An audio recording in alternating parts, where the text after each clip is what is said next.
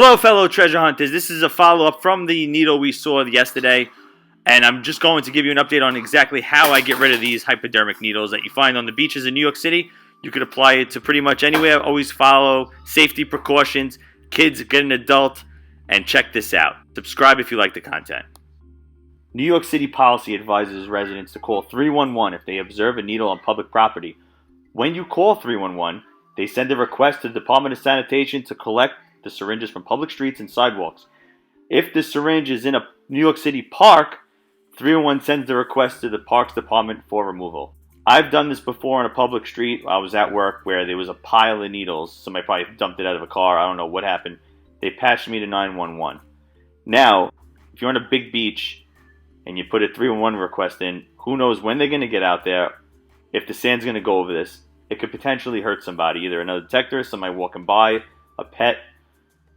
So it's up to you. You don't have to do this. This is what I do when I find these needles, because I am sick and tired of not, we need to find solutions. We can't just complain about it. Check out what I do and what's recommended when I found out more information on getting rid of these properly and safely.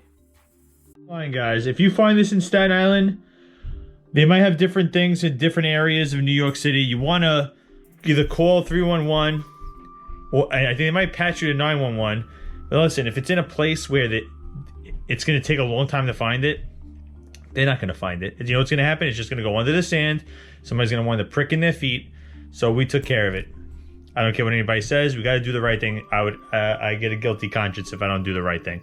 So if you decide you're brave enough to do it, use all precautions. Kids, do not do this. Call an adult.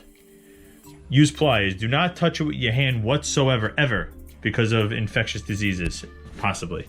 So what the website says in New York City is put it in hard plastic, like a Clorox bottle, and right on the outside, sharps all over the place.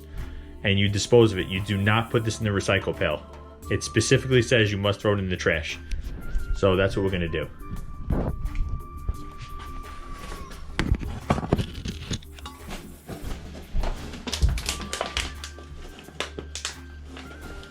I don't have a Clorox thing, so look. Luckily this one has a cap. So I'm putting this in a plastic bottle. I labeled it sharps like 100 times. See that? And I'm going to close that up. So now it's safe. It's got a cap.